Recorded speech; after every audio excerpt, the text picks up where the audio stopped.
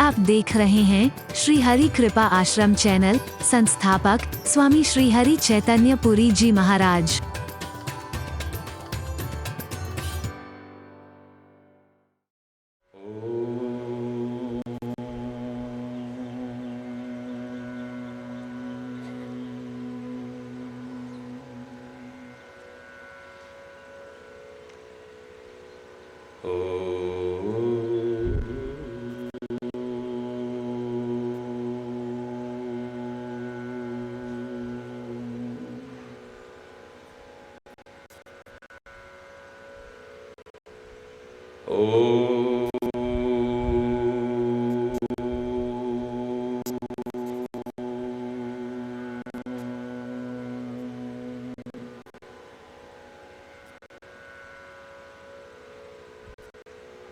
सर्वे भवन्तु सुखिनः,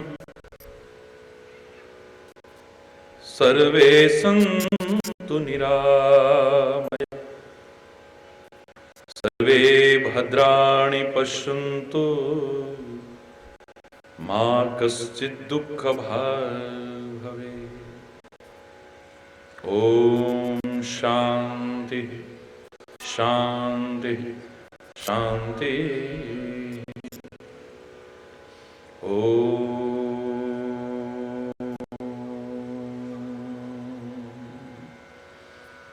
त्वमेव माता च पिता त्वमेव, त्वमेव बन्धुश्च सखा त्वमेव, त्वमेव विद्या द्रविणं त्वमेव, त्वमेव सर्वं मम देव देव।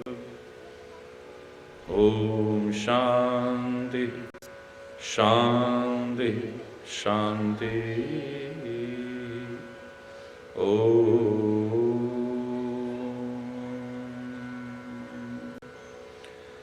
सर्वमङ्गलमाङ्गल्ये शिवे सर्वार्थसाधिके,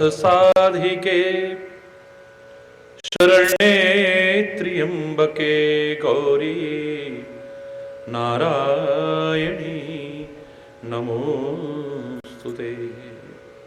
ॐ शान्ति शान्ति शान्ति। ॐ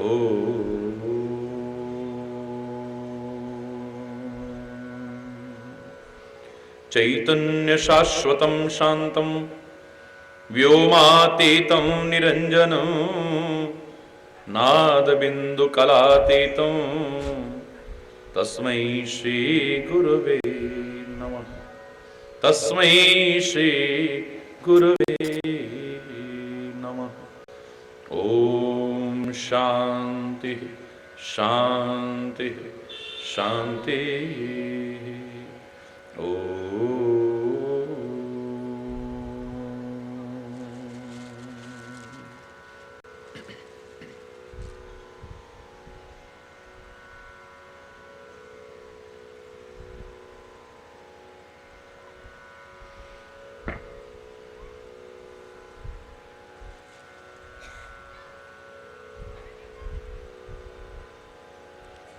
संसार के जीवों पर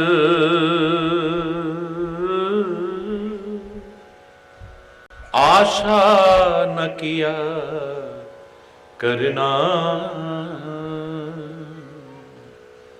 जब कोई न हो अपना, हरि नाम जपा करना, जब कोई न हो अपना, हरि नाम। संसार के जीवों पर आशा न किया करना, जब कोई न हो अपना, हरि नाम जपा करना। जब कोई न हो अपना, हरि नाम जपा करना। जीवन के समुंदर में तूफान भी आते हैं, जीवन के तूफान भी आते हैं, पर जो हरि के सहारे हैं उन्हें वो ही बचाते हैं। जो हरि के सहारे हैं उन्हें वो ही बचाते हैं। भगवान भी कहते हैं जीवों पे दया करना, जब कोई ना हो अपना। हरि नाम संसार के जीवों पर आशा न किया करना, जब कोई ना हो अपना। हरि नाम जपा दावा न जमा लेना, यह देश बेगाना है। दावा न जमा लेना, यह देश बेगाना है। मानव का ये चोला फिर से नहीं पाना है। मानव का फिर से नहीं पाना है, यूं ही न गवा देना। हरि नाम जपा करना, जब कोई ना हो अपना। हरि नाम जपा करना, संसार के जीवों पर आशा न किया करना, जब कोई न हो अपना। हरि नाम ऐ मन तू दुख में न रो, तुझसे हरि दूर नहीं। ऐ मन तू दुख में न रो, तुझसे हरि दूर नहीं। भक्तों का दुखी होना मेरे हरि को मंजूर नहीं। भक्तों का दुखी होना मेरे हरि को मंजूर नहीं। वो आप ही आएंगे, तुम याद किया करना, जब कोई ना हो अपना। हरि नाम जपा करना, संसार के जीवों पर आशा न किया करना, जब कोई ना।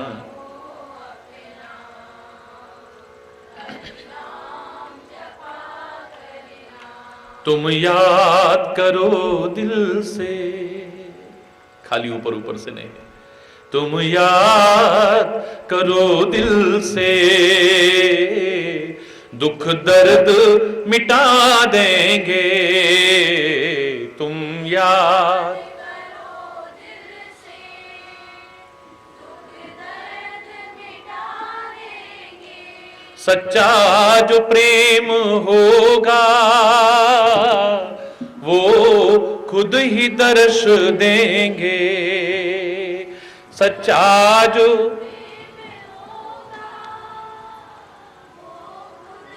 दर्श देंगे। निस्वार्थ भाव से तुम बस नाम लिया करना, जब कोई ना हो अपना। हरि नाम जपा करना, संसार के जीवों पर आशा न किया करना, जब कोई ना हो अपना। हरि नाम जपा करना, जब कोई ना हो अपना। हरि नाम जपा करना,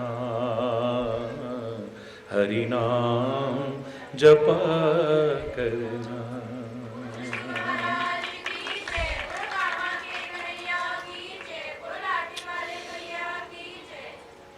हरि बोल, हरि बोल।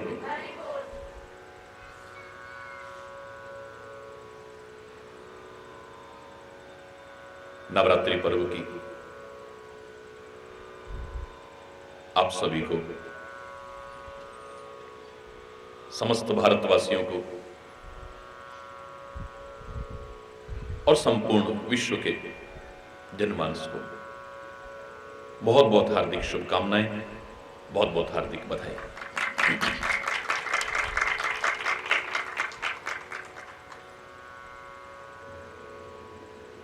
सौभाग्यशाली हैं आप और हम सभी एक बार फिर ये नवरात्रि पर्व हमारे जीवन में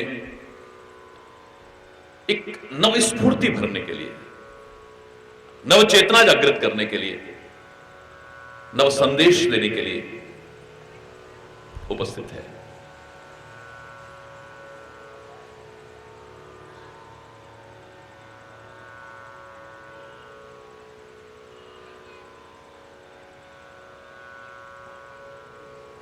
परमात्मा की कृपा से हमारे जीवन को उच्चता के शिखर तक पहुंचाने के लिए एक दिव्य संदेश उभर करके आएगा।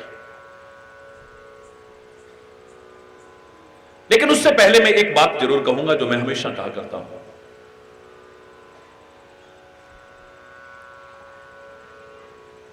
सारे विश्व के लोगों से कहूंगा,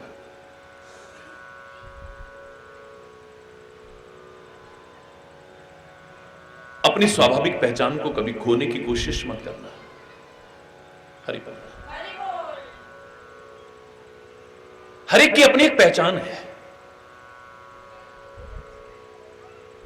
एक स्वाभाविक पहचान है।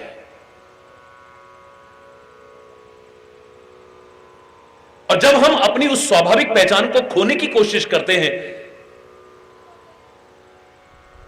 तो हमें उस रूप में कोई भी स्वीकार करने को तैयार नहीं होता है।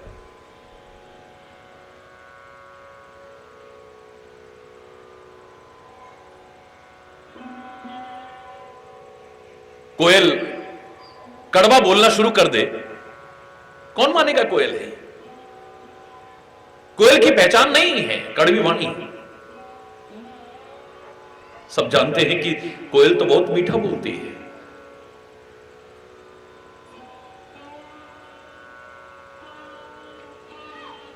हमारी आंखें कह रही हैं, अगर हम पहचान रखते हैं कि सामने एक कोयल है, लेकिन हमें अगर वो कड़वा बोलते हुए नजर आए, हमारा दिल स्वीकार ही नहीं करेगा ये कोयल हो सकती, हो ही नहीं सकती।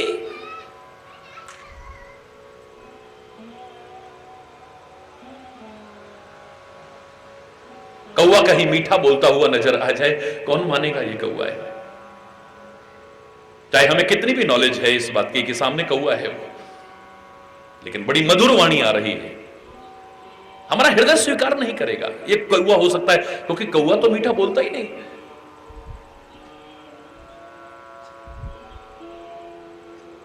कोयल अपनी स्वाभाविक पहचान को खो दे, मिठास को छोड़ दे, मीठी वाणी को छोड़ दे और कड़वा बोलने लग जाए, कौन मानेगा ये कोयल है?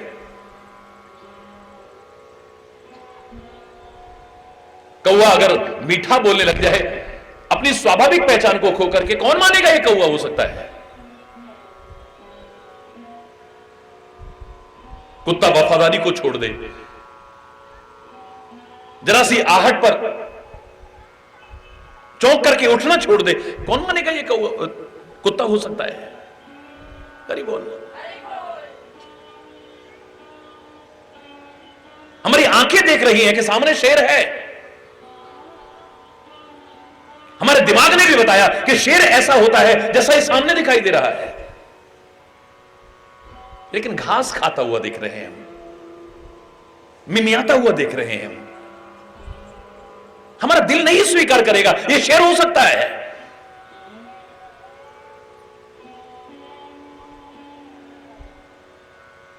एक पशु अपनी पहचान को खो देता है, हम स्वीकार नहीं करते कि ये फलाना पशु हो सकता है। एक पक्षी अपनी पहचान को खो देता है, हमारा दिल नहीं मानता है कि फलाना पक्षी हो सकता है ये।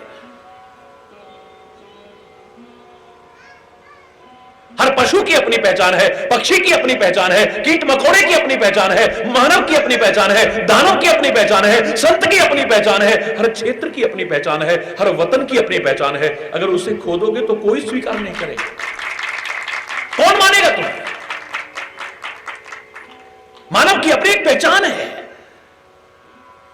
अगर इस मानव ने अपनी पहचान को खोया है कहीं पर, तो शास्त्रों ने भी कहा था, विचारकों ने भी कहा था, मनुष्य रूपेण मृगाश्चरन्ति, ये मनुष्य रूप में अवश्य है, आंखें देख रही हैं कि मानव है, लेकिन हमारा दिल नहीं मानता ये मानव हो सकता है।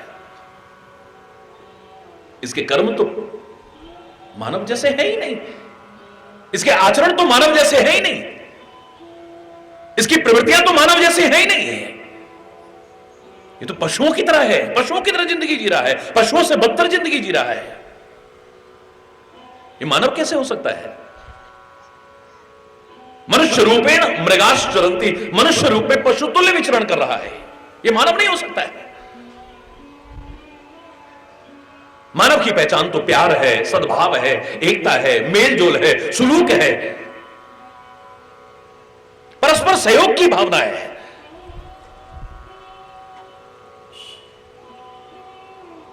अपने जीवन को धर्म के अनुसार जीने की विशेषता एकमात्र मानव में तो है। आहार, निद्रा, भय, मैथुनंच, ये तो सारे पशुओं में भी है। एक धर्म ही विशेष है, अगर उससे भी विमुख है तो कैसा मानव कहलाने के लायक हो सकता है?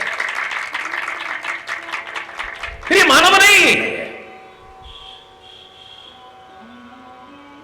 दानव भी कई बार दानव के शरीर में, दानव के कुल में पैदा होकर के दानवों के बीच रहता हुआ भी अगर दानवों जैसा नहीं कर्म करता है, आचरण वैसा नहीं, प्रवृत्तियां नहीं है, हमारा दिल मानता ही नहीं कि राक्षस हो सकता है। प्रहलाद को कौन राक्षस मानेगा बताइए?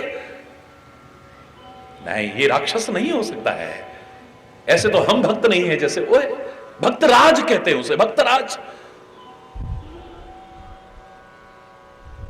राक्षस राज नहीं कहते हैं उसे।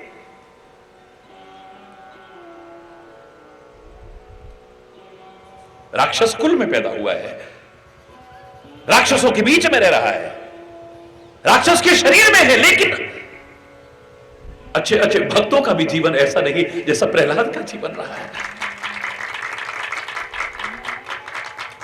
विभीषण राक्षस कुल में पैदा हुआ है,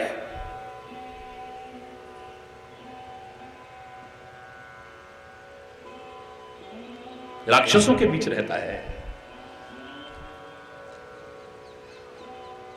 लेकिन अपनी पहचान को खो दिया है। कौन कहेगा ये राक्षस है? राक्षस नहीं है।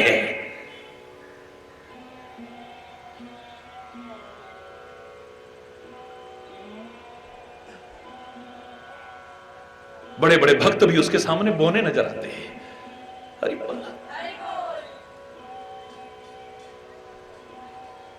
कोई भी अपनी पहचान को जब खोता है उसे उस रूप में कोई भी स्वीकार नहीं करेगा। मेरे प्यारे बच्चों, मेरे प्यारे भाइयों, मेरी प्यारी बहनों,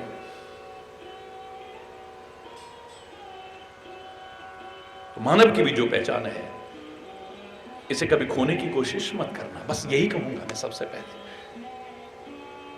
संत की अपनी पहचान है, अगर संत उसे खो देता है कौन मानेगा यह संत है?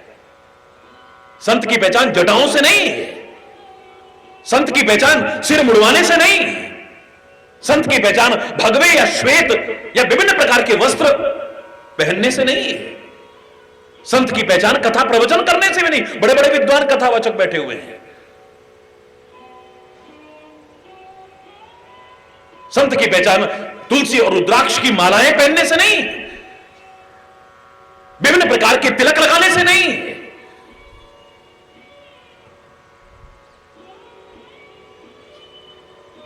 जिसमें संतता ना हो, जिसमें क्षमा ना हो, जिसमें करुणा ना हो, जिसमें उदारता ना हो, जिसमें परोपकार ना हो, जिसमें परदुख कातरता ना हो, जिसमें सुहृदता ना हो, जिसमें ममत्व ना हो, समदर्शिता का भाव जिसके अंदर ना हो,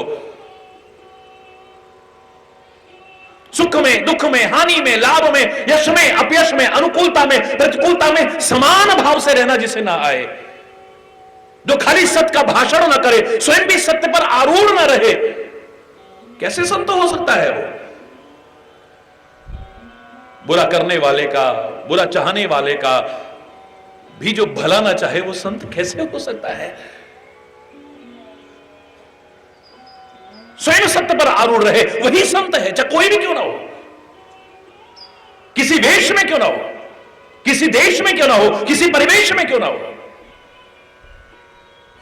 संतता अपने अंदर रख रहा है, भक्ति अपने अंदर रख रहा है। वानर के रूप में हनुमान जितना वंदनीय है, बड़े बड़े वंदनीय नहीं।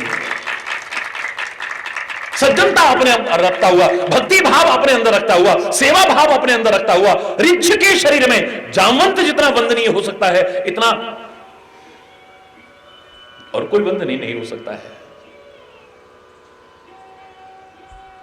और भगवे वस्त्र पहन करके, रुद्राक्ष की मालाएं पहन करके, कमंडल हाथ में लेकर के, त्रिशूल हाथ में लेकर के, त्रिपुंड लगा करके, विभिन्न प्रकार के आभूषण और चिन्ह धारण करता हुआ भी रावण संत कहलाने का अधिकारी नहीं हो सकता है। हरि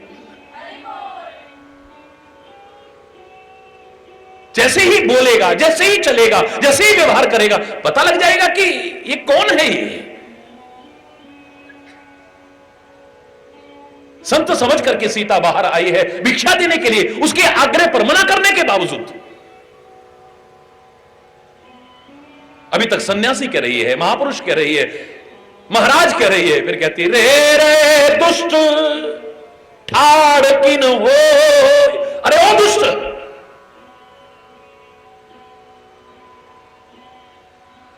बोले वचन दुष्ट की नाई। तेरे वचन संत वाले नहीं है, तेरे वचन सन्यासी वाले नहीं है, दुष्ट की तरह है तेरे वचन। हरि बोल। पहचान अगर नहीं है तो फिर, अगर पहचान को खो दिया तो कोई भी उस रूप में स्वीकार नहीं किया जाएगा। मैंने आपको एक बार उदाहरण सुनाया था। मेरे को बचपन में जो सबसे पहले प्रेरणा मिली थी कि संत कैसा होना चाहिए, याद करिए उस उदाहरण को। मैं चला जा रहा था, बहुत छोटी अवस्था थी शरीर की,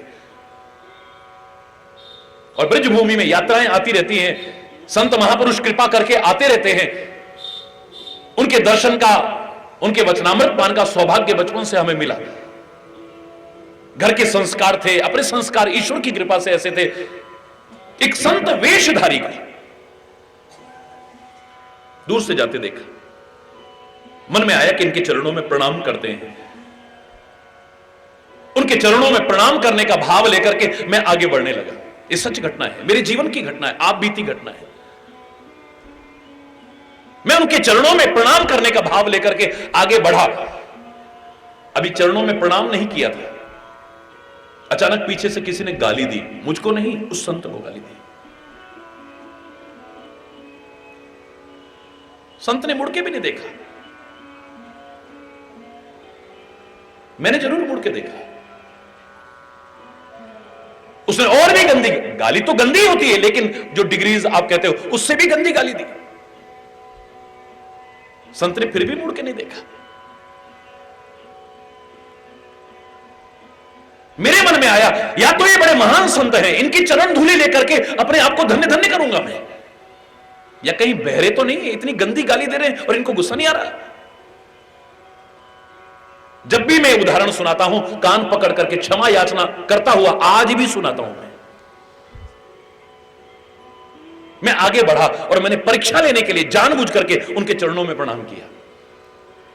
संत की परीक्षा लेना हमारे बस की बात है, गुरुदेव की परीक्षा लेना हमारे बस की बात है, महापुरुषों की परीक्षा लेना हमारे बस की बात है, भगवान की परीक्षा लेना हमारे बस की बात है। जिन्होंने ली है अपनी बुद्धि भ्रमित की है। फिर हरि बोल, एमए क्लास की परीक्षा लेना, अभी 2 क्लास हम पास नहीं करे और हरि बोल, क्या परीक्षा लेंगे हम और क्या समझेंगे उन्हें हम? क्या हमारी श्रद्धा बनेगी? क्या हमारी भावना बनेगी? क्या हमारा विश्वास रहेगा? फिर पहले तो वो परीक्षा देंगे क्यों, और देंगे तो हम समझेंगे। ये तो दुनियादारी में भी नियम है। एमए क्लास की परीक्षा लेने के लिए एमए पीएचडी या कम से कम इक्विवेलेंट तो होना चाहिए ना। संत की परीक्षा लेने के लिए जब तक तुम स्वयं संत नहीं बन जाओगे, सज्जन नहीं बनवाओ, नहीं समझ पाओगे।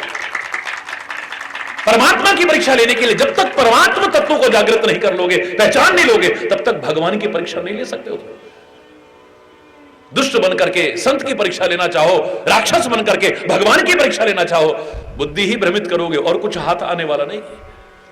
रावण ने भी राम की परीक्षा ली थी, रामायण साक्षी है। खरदूषण को भगवान के अलावा कोई मार नहीं सकता है। अगर भगवान ने अवतार लिया है तो मैं जाऊंगा उनसे जबरदस्ती वैर करके भवसागर से पार हो जाऊंगा, उनके तीरों से मर करके। और अगर ये राजकुमार होंगे तो सुना है बड़ी सुंदर स्त्री है, उसका हरण करके ले आऊंगा। अभी परीक्षा करके देखता हूं, नकली एक अलौकिक दिव्य हिरण बनाता हूं, मायावी हिरण बनाता हूं, जो ना भूतो ना भविष्यति, ना हुआ था ना आज कभी होगा भविष्य में। अगर ये राजकुमार होंगे ना, सुंदर सा हिरण देखा, दौड़ लिए पीछे शिकार करने के लिए।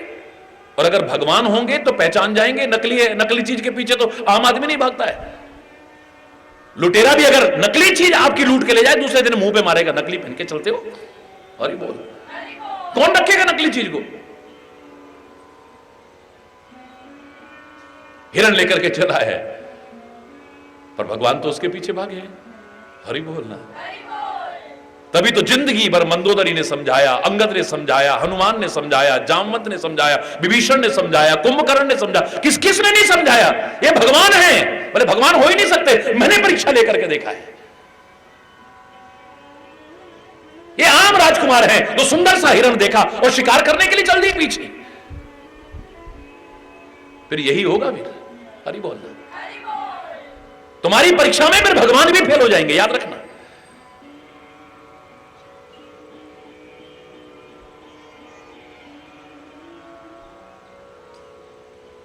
मुझसे गलती हुई, संत की परीक्षा लेने के लिए मैं आगे बढ़ा, चरणों में झुका, प्रणाम किया, धीरे से बोला, महाराज जी। ऊपर से तो ऐसे लगा जैसे प्यार का दरिया उमड़ पड़ा हो, सागर उमड़ पड़ा हो जैसे। उठो बेटा, उठो बेटा। मेरी हिम्मत नहीं पड़ रही है। उन्होंने खुद उठाया, अपने गले से लगाया। मेरी आंखों से आंसू झरझर बह रहे थे। मैंने इतने महान पुरुष की परीक्षा लेने की कोशिश की, एक महान संत की। ये बहरे नहीं है। मेरी आंखों में आंसू देखे, इतने कोमल हृदय के, उनकी भी आंखों में आंसू आ गए। करुणा फूट पड़ी उनकी आंखों से भी। क्या हुआ बेटा, क्या हुआ? मैंने कहा बाद में बताऊंगा, पहले ये बताओ आप। पीछे को गाली दे रहा था, मेरे को आगे बोलने नहीं दिया। बोले दे ही तो रहा था, ले क्या रहा था? अरे बोले बेटा दे ही तो रहा था, ले क्या रहा था? मैंने कहा इतनी गंदी गाली। बोले बेटा जिसके पास जो होगा वही देगा। इनके पास गालियां हैं, इनके पास दुर्व्यवहार है, इनके पास निंदा चुगलियां हैं, इनके पास गुस्सा है, इनके पास ये वही उगल रहे हैं। हमारे पास क्षमा है, करुणा है, कृपा है, कोमलता है, उदारता है, परोपकार है। हम उसी को देने की कोशिश करें। एक दुष्ट अपनी दुष्टता को ना छोड़े और संत अपनी संतता को छोड़ दे, तो संत तो फिर उससे भी गया गुजरा हो गया। कई बार कहते हो ना, महाराज जी वो तो ऐसे कर रहा था, फिर भी आप उसके साथ ऐसा। अरे तुम नहीं समझोगे इसे। एक दुष्ट दुष्टता ना छोड़े तो संत अपनी संतता को कैसे छोड़ देगा? बोलिए।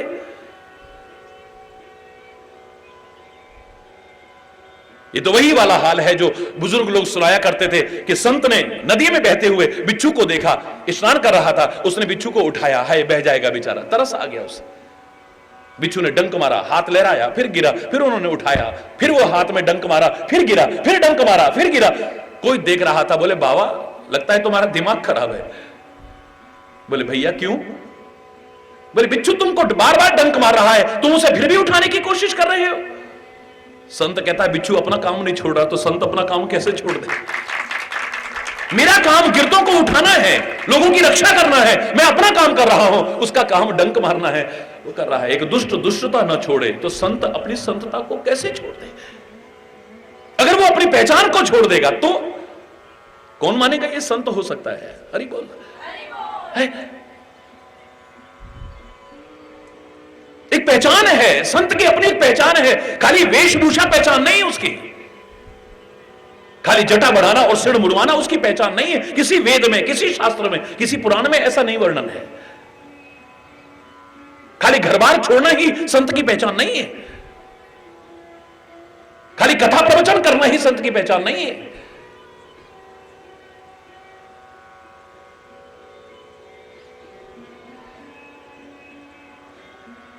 सत्य पर आरूढ़। याद करो मैंने क्या कहा था बचपन में, जब मैं एक बार संत की परिभाषा लिखने की कोशिश कर रहा था, मैंने लिखी नहीं। संत लिखते लिखते मेरी परिभाषा पूरी हो गई। आज भी सुनाता हूं मैं, आज भी उस बचपन के भाव को मैं लिखने लगा तो सत्य लिखा, ऊपर एक बिंदु रखा मैंने, क्या बन गया? हो गई परिभाषा पूरी। मेरे मन में आया और लिखने की क्या आवश्यकता है, इसी में छुपी है संत की परिभाषा। जो खाली सत्य की चर्चा नहीं करता है, जो खाली सत्य का प्रवचन नहीं करता है, खाली सत्य की व्याख्या नहीं करता है, खाली सत्य का उपदेश नहीं देता है, जो स्वयं भी सत्य पर आरूढ़ हो जाए, वो नन्ना सा बिंदु कतरा जीव भी संत बनकर के भगवान के द्वारा भी बंधित हो जाता है। स्वयं भी उस पर आरूढ़ हो जाए, सत्य पर एक नन्ना सा बिंदु भी अगर बैठ जाए, वो भी संत बन जाए, स्वयं भी सत्य पर आरूढ़ हो जाए। कोई चर्चा नहीं, उसके जीवन में नजर आना चाहिए।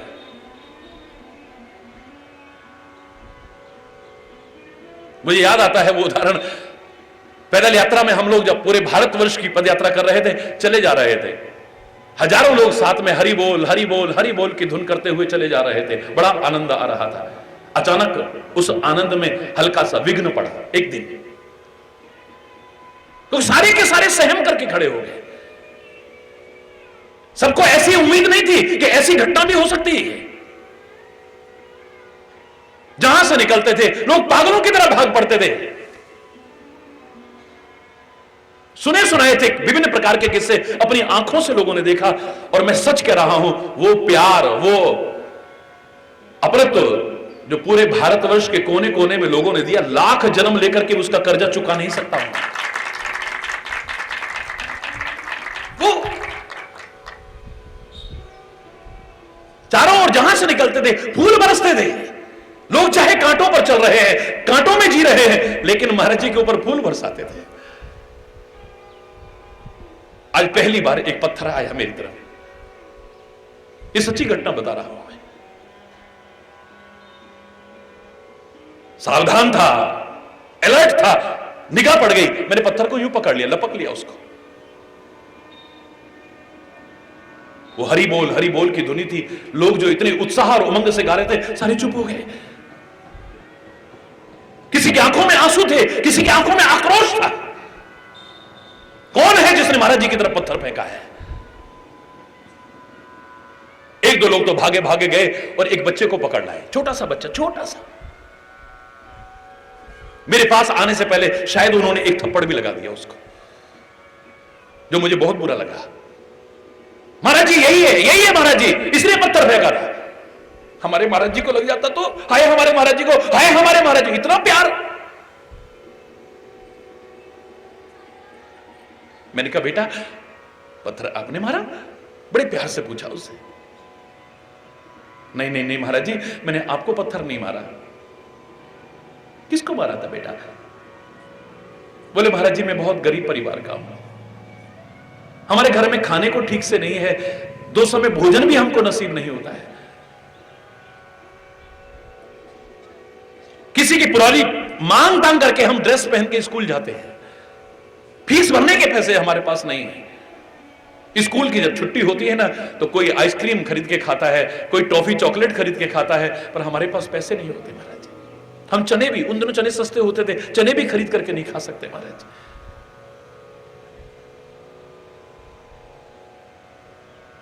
बड़ी शर्म सी आती है इनके साथ चलने में।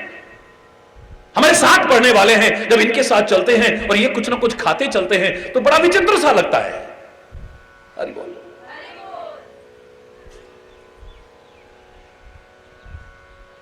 आज मेरे मन में आया कि मैं भी इनके साथ ऐसे हाथ में हाथ धर के क्यों चलूं। वो सामने महाराज जी आप खुद देख लीजिए, जामुन का पेड़ है, उसमें पके पके जामुन लगे थे। मैंने जानबूझ करके एक कंकड़ उठाया था और उसमें मारने की कोशिश की थी कि 2-4 जामुन भी अगर गिरेंगे ना तो मैं भी सबको दिखाते हुए कुछ खाता हुआ जा रहा हूं। बस ये मेरे मन में भाव था, मैं साथ चलूंगा इनके। लेकिन हमारी किस्मत ही फूटी हुई है महाराज जी। आपके जैसे महान पुरुष को, आप जैसे महापुरुष को वो पत्थर आकर के लगा। आप चाहे मुझे कोई भी सजा दे दीजिए महाराज जी, लेकिन मैं सच कह रहा हूं, मैंने आपको पत्थर नहीं मारा है। मेरी आंखों में आंसू आ गए। पास में तो कुछ होता नहीं था, लेकिन साथ जो चलते थे उनसे लेकर के, तब 2 रुपए भी काफी होते थे। मैंने कहा 2 रुपए इसको दो, जाओ बेटा कुछ खा लेना। कुछ तो जय जयकार, हाय हमारे महाराज जी कितने दयालु, हाय हमारे, कुछ जय जयकार करने लगे। पत्रकारों ने बहुत अच्छा अच्छा लिखना शुरू कर दिया। और कुछ गुस्से में, क्या महाराज जी ये तो आदत बिगड़ जाती है, उसने पत्थर मारा और आप उसे 2 रुपए दे रहे।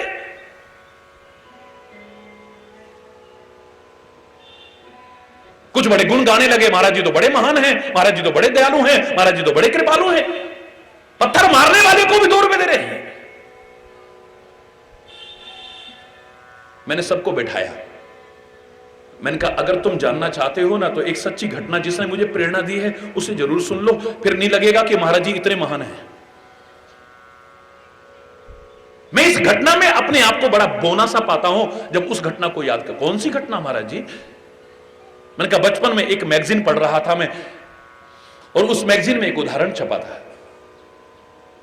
पंजाब के राजा हुए हैं महाराजा रणजीत सिंह, अगर नाम सुना हो। महाराजा रणजीत सिंह बहुत नामी हुए हैं, धर्मात्मा राजा हुए। एक दिन वो सेना के साथ कहीं चले जा रहे थे तो अचानक एक पत्थर आकर के लगा और उनको चोट लगी, खून निकलने लगा। सैनिक दौड़े, हमारे इतने दयालु कृपालु धर्मात्मा राजा को कौन पत्थर मारने वाला है, कौन इनका दुश्मन?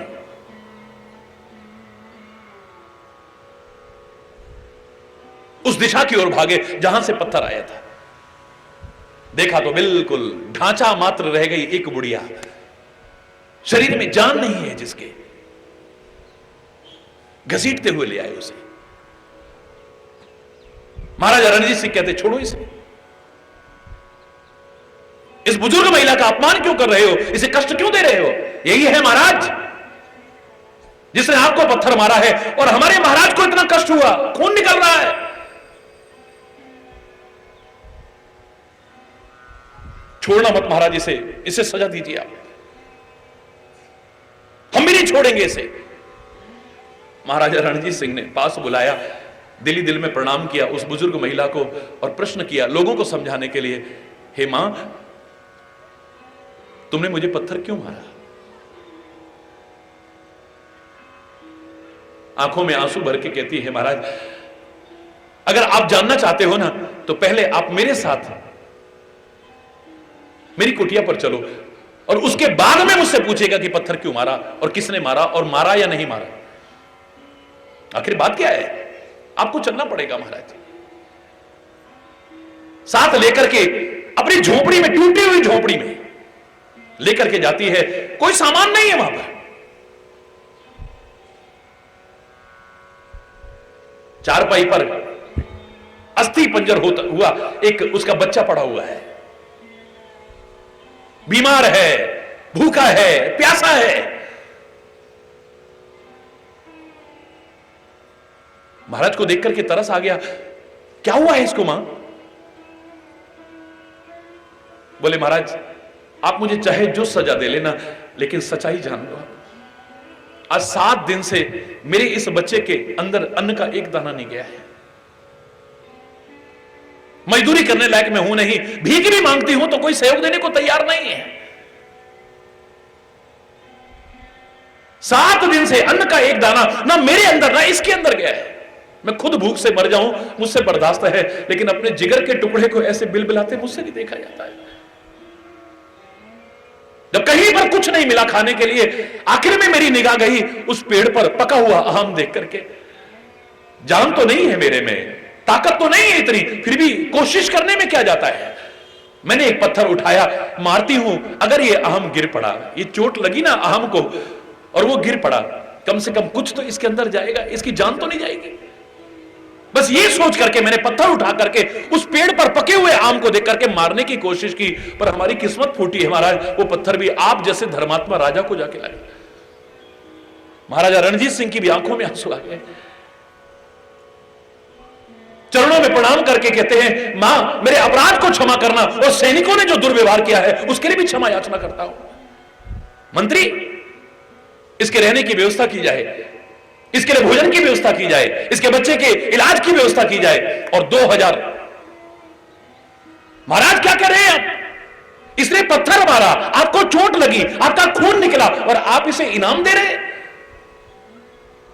महाराजा रणजीत सिंह की आंखों में आंसू आ गए और वो कहते हैं, अरे वो मंत्री, अरे वो सैनिकों, इस पेड़ को पत्थर लगता तो वो फल देता है, और महाराजा रणजीत सिंह को पत्थर लगे और वो खाली लौटा है, कैसे हो सकता है? वृक्ष की अपनी एक पहचान है, आप उसे पत्थर भी मारोगे तो तुम्हें फल देता है, फूल देता है तुम्हें, उसकी अपनी एक पहचान है। आप उसको कुल्हाड़ी से काटोगे भी तो भी तुम्हारे उपयोग में आने के लिए तैयार रहता है हर समय। टुकड़े टुकड़े कर दो उसके, टुकड़े टुकड़े। चंदन की अपनी एक पहचान है, उसे खोता नहीं है वो। आप प्यार से सूंघो तब भी खुशबू देता है, नफरत करके सूंघो तब भी खुशबू देता है, गुस्से में सूंघो तब भी खुशबू देता है, दुर्भावना से सूंघो, अच्छी भावना से सूंघो तब भी खुशबू देता है। उसे रगड़ डालो, घिस डालो तब भी खुशबू देगा तुम्हें। कुल्हाड़ी लेकर के टुकड़े टुकड़े कर डालना फिर भी खुशबू देगा तुम्हें। उसे आग में जला करके राख कर देना, लेकिन फिर भी वातावरण को खुशबू से भर देगा। पहचान है उसकी, नहीं खोता है। अगर वो पहचान को खो दे, कौन मानेगा ये चंदन हो सकता है? अबे ठगा गया तू, कहां से नकली उठा लाया है, ये चंदन है ही नहीं। क्यों?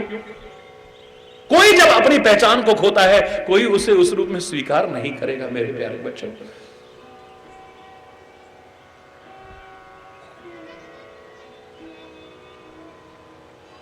हर पशु पक्षी की अपनी एक पहचान है, हर कीट मकोड़े की अपनी पहचान है, हर मानव की अपनी पहचान है, दानव की अपनी पहचान है, संत की अपनी पहचान है, गुरु की अपनी पहचान है, शिक्षक की अपनी पहचान है, ब्राह्मण की अपनी पहचान है, हर एक की अपनी पहचान है। और मैं तो कहता हूं हर क्षेत्र की अपनी पहचान है, हर वतन की अपनी पहचान है।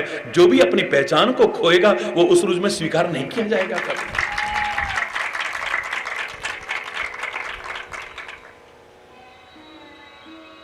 उत्तराखंड की इस पवित्र भूमि पर बैठ करके नवरात्रि के इस महान संदेश को आपके साथ साथ सारा विश्व सुन रहा है। क्या उत्तराखंड की अपनी एक पहचान नहीं है? क्या इस देवभूमि की अपनी पहचान नहीं है? क्या इस तपोभूमि की अपनी पहचान नहीं है? देखा है मैंने, अपनी आंखों से देखा है, वो सीधापन देखा है, वो भोलापन देखा है, वो ईमानदारी देखी है, वो कठोर परिश्रम देखा है, वो भारतीयता के संस्कार के दर्शन किए हैं। कमी आई है आज, हरि बोल। इसलिए आगाह कर रहा हूं, अपनी पहचान को खोने की कोशिश मत करना कभी।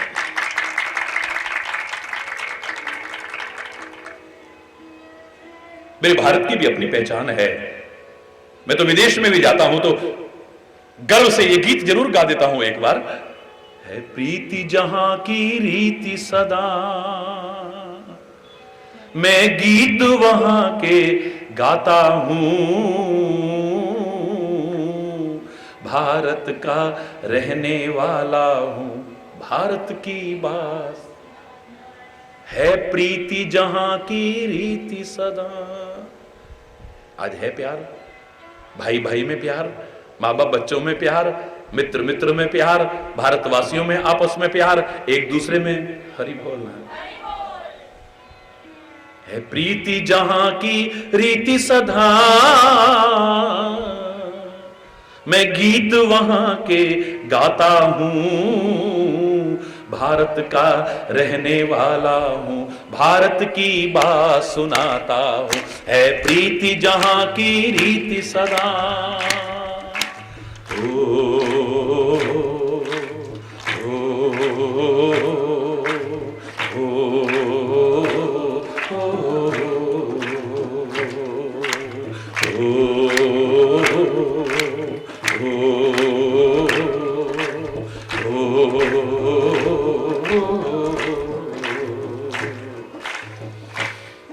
काले गोरे का भेद नहीं, हर दिल से हमारा नाता है। ओ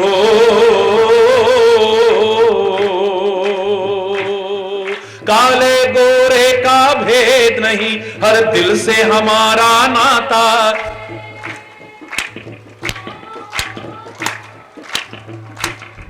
कुछ और ना आता हो हमको, हमें प्यार निभाना। आज तो कोई ऐसे करेगा भी? बोलो बोलो बोलो बोलो, कोई बात नहीं। कुछ और ना आता हो हमको, हमें प्यार निभाना।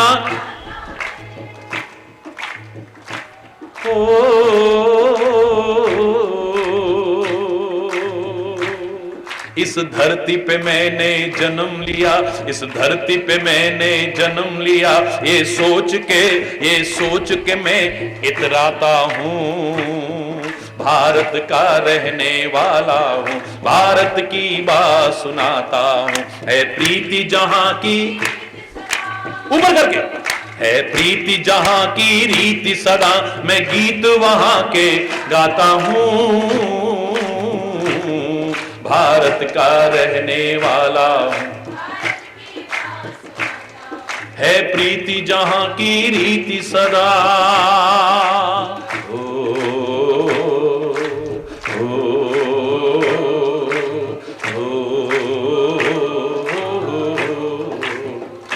फिर बोलो।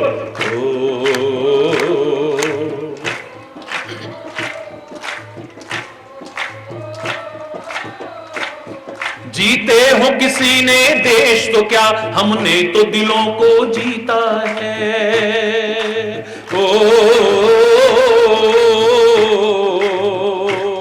जीते हो किसी ने देश तो क्या, हमने तो दिलों को।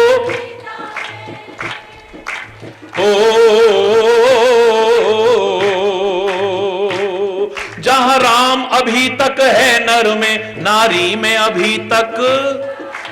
हरि बोल हरि बोल हरि बोल हरि बोल। मैं कुछ नहीं कह रहा, आत्म अन्वेषण करो। एक दूसरे पर दोषारोपण तो करते हो, फलाना ऐसा, ठिकाना ऐसा, वो ऐसी, वो ऐसा। हम कैसे हैं? जहां राम अभी तक है नर में, नारी में अभी तक।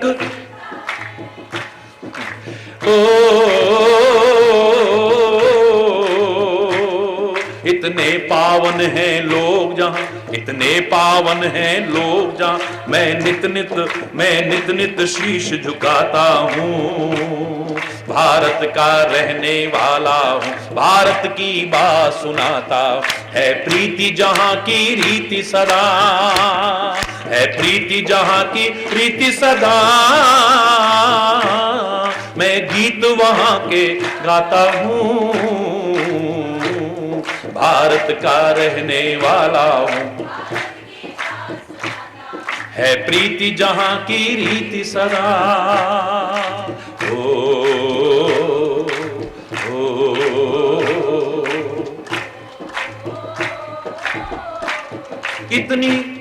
इतनी ममता जहां नदियों को भी माता कह के बुलाते हैं।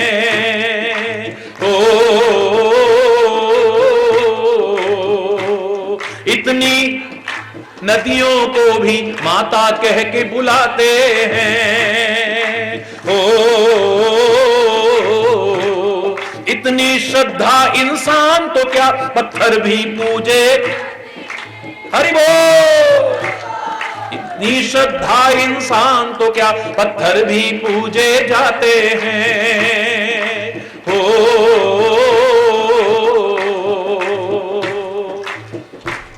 जिसे मान चुकी सारी दुनिया, जिसे जान चुकी सारी दुनिया, मैं बात वही दोहराता हूँ। भारत का रहने वाला भारत की बात सुनाता है। प्रीति जहां की रीति सदा है, प्रीति जहां की रीति सदा, मैं गीत वहां के गाता हूँ। भारत का रहने वाला भारत की बात सुनाता है। प्रीति जहां की रीति है, प्रीति जहां की रीति है, प्रीति जहां की रीति सदा।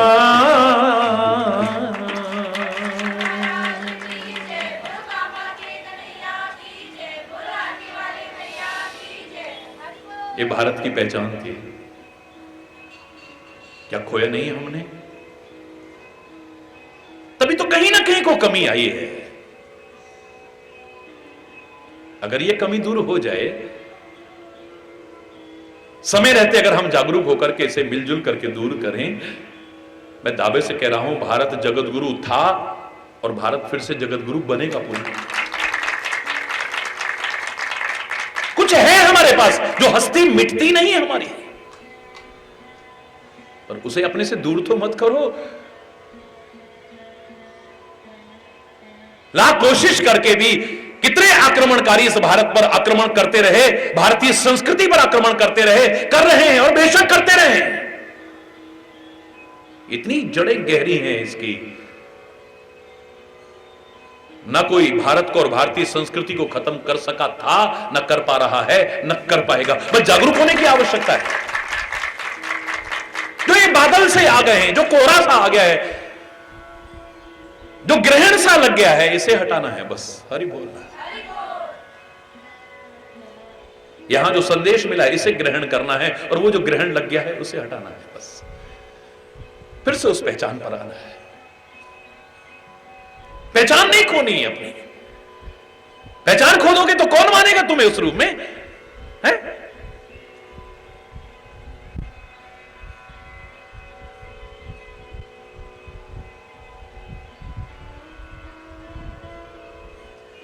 हरि बोल रहा है। हरि बोल।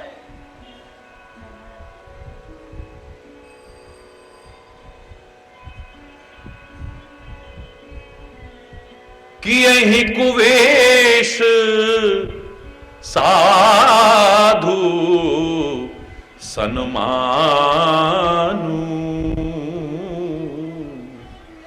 कि यही कुवेश साधु सन्मानु, जिमि जग जाम वंत हनुमानु, जिमि जग जाम वंत हनुमानु।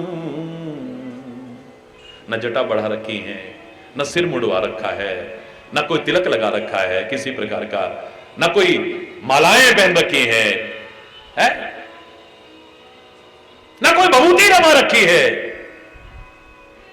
वानर और रीछ के शरीर में है, लेकिन सज्जनता है, संतता है, भक्ति है, उनका वहां भी सम्मान है। उगरही तो न हो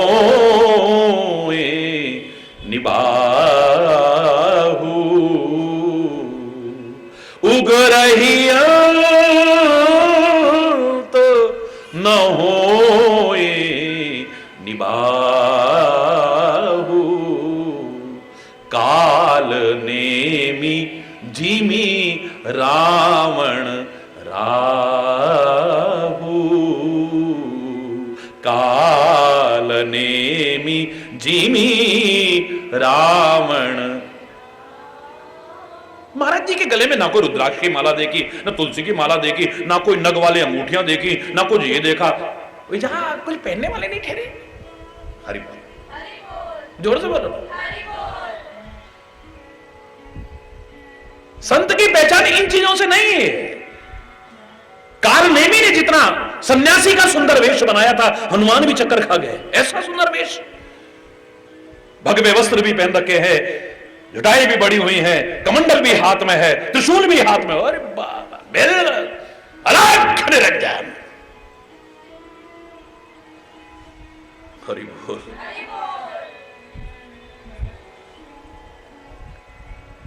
रावण ने जितना सुंदर वेश बनाया, सीता भी भ्रमित हो गई है। क्या वेश बना, अलग।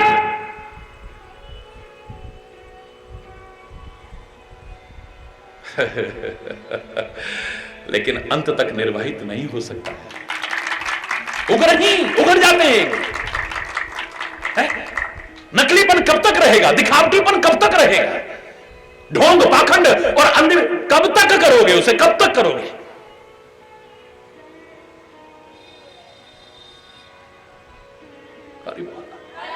जोर से बोल रहा है। वैर प्रेम नहीं दुरही दुराए, कहा ना, प्यार और दुश्मनी छुपाए नहीं छुपती है, ऐसे ये चीज भी नहीं छुपती है कभी। लाख आदमी दिखावटीपन करने की कोशिश करे, लाख नाटक करने की कोशिश, उसकी हरकतें बता देंगे इसमें दुश्मनी है, प्यार नहीं है इसका। अपना बनकर के जड़ काटने की कोशिश कर रहा है। हरि बोलना, जोर से बोलो ना।